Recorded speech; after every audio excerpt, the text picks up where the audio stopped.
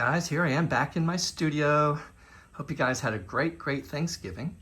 So this is a 24 by 24 canvas. I poured yesterday, but my paints were a little too thin, so I decided to scrape and start over. I'm using different colors, but I guess that doesn't matter since you didn't see the original colors, but you can see the turquoise I had used as well. So I have a lot of paint here. I'm going to be using my colander. I'm not 100% sure how I'm going to work this at the moment, but on either end I have Artist Loft Soft Body White, and all of these I mixed myself. This is just Artist Loft Blue with yellow and white. This is copper, this is orange, a little bit of red in it, I believe. This is red with copper and gold, and again, that's the white. There's my dump paint right there. And I'm gonna set things up here and check the consistencies, and we're gonna do some pouring. Yeah, we'll see how we do. Hold on. Okay guys, the paints are all mixed. They are ready to go. I just have to stumble over all my junk on my floor to get to my canvas. Yes, if this is your first time watching, I do work on the floor. It's easier for me. I've been doing it for years and years. One of these days, maybe I'll get a table. So we're going to use my small colander on this canvas. It's a 24 by 24 inch gallery wrapped level 3 Michaels canvas. And I typically start with white on the bottom. I don't do it all the time, but most of the time I do to provide a little bit of brightness underneath any of the colors that have some semi-transparent or transparent qualities. So I love this sort of deep turquoise blue. Again, I mixed that myself with Artist Loft Soft Body Blue, a little bit of yellow, and some white. And then we're going to use a little bit of copper on top of that. About half a cup or so. And then I'm going to use this beautiful deep red. I use a little bit of gold and a little bit of, I think some copper might be in there as well. And this red against this blue is so beautiful. Maybe I'll do a pour with just these colors and a little bit of white to see what that looks like. Again, some white just to kind of provide some separation and some definition between some of the layers. And then the sort of burnt orange we'll put next. And then I think after that, we're going to finish off with the rest of the copper.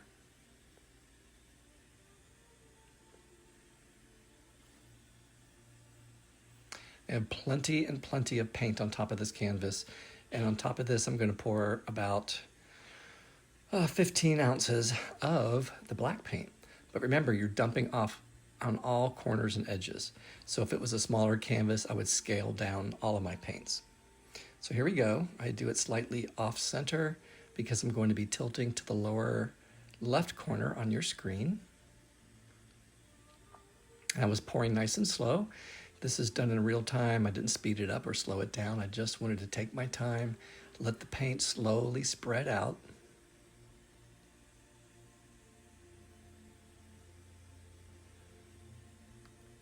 It was stuck on that one corner, so I was like, oh, great.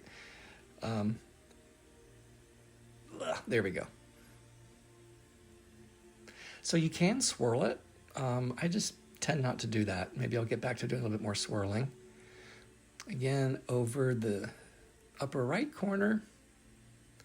And I tilted a little extra over the edges because I want to make sure that all of the edges are covered. I didn't want to have any of the canvas showing with a few pearls. I wanted it to completely cover. So again, bringing it back, you can see that some of the cells are starting to form. Now, I don't know if you can see on the screen, but I was looking at the canvas and there were several lumps in my paint that created some little tiny caterpillars, I call them. But I figured the paints would fill in and you won't even see them. And I can't even see them. Once the painting was dried, I couldn't even tell. And if they're in the negative space, you can just paint them out. You know, simple as that. So I'm just watching here, drying off my hands. I try to get up to the time lapse as quickly as possible so that you can see more of the paint and colors coming through.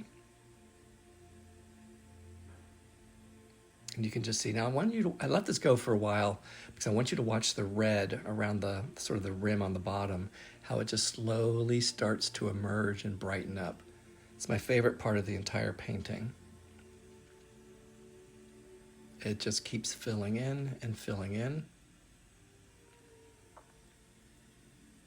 So in just a moment, let's do the wet walkthrough. Okay, friends, here we are. Dwight is very happy. Those blues are so beautiful.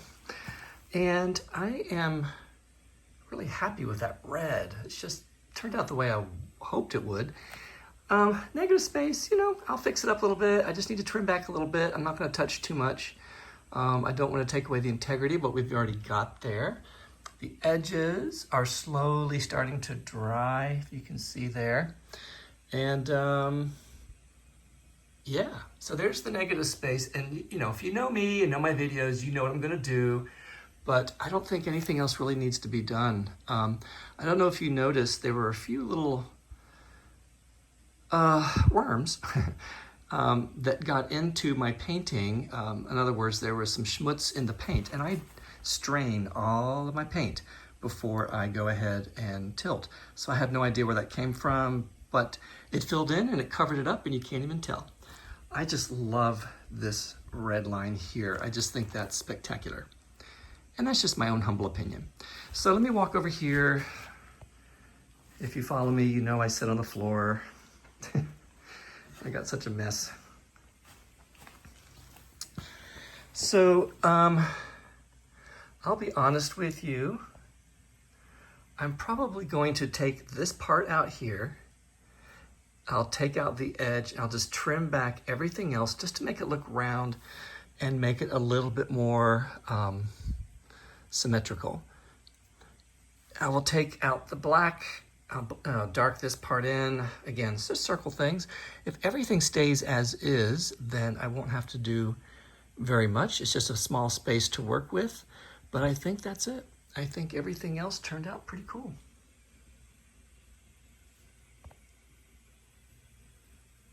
There's that red I love so much. Yes. Okay, let's let it dry, and I am going to come back and we will finish this one up. Okay guys, here we are. It's the next morning and it's looking pretty good. However, my negative space needs some major touch-ups. There was still some movement of the paints that sort of pushed in to the negative space, which you'll see the elongated pearls. So I'm gonna make some executive decisions here. Let me focus, there you go. And I'm gonna take some of them out and round them. So I'm going to be opening up this space. I want to keep the white. Worst case scenario, I just end up dotting some of the ones around, but I may be taking out a lot through here. We'll see. I'll sit down with this in a little bit and we'll get started. And then I will show you the final results. Okay guys, here we are back at the canvas. So I am going to start by sort of cleaning the edge first. I just kind of want to see what I'm working with and what might work and look good as I'm slowly sort of trimming and maybe taking out a pearl or two. I wanted it to be crisp up against that edge. So I'm just doing a lot of detail work with my brushes. I was using about 4 brushes on this part of the painting. There's that big cell right there that sort of bled into the negative space. I wanted to make it more round, but I didn't want to get rid of it because it had a nice white center. So as you can see, I just sort of trimmed around it. Again, just doing touch-ups, slowly going around, making the pearls smaller and smaller. I detached that pearl that we just trimmed down in just a second here to let it be sort of freestanding. I thought that would be a nice look. And then just sort of scalloped the edges around the rest of the pearls. So yeah, this took me some time. It wasn't as easy as I thought it was going to be. But here we go. Let's look at the dried results. Okay guys, here we are. It is done and complete. I cleaned out the negative space over there, just made it a little bit crisper. Left some of the pearls there. Just trimmed things back. They were pretty much pushed into the negative space, which can happen when there's a lot of paint on the page and it just keeps moving, and then it will push in. So I just wanted to clean that up a little bit, give it some definition, make it crisper. So I'm going to show you all these beautiful pearls. That red is my favorite. It really popped.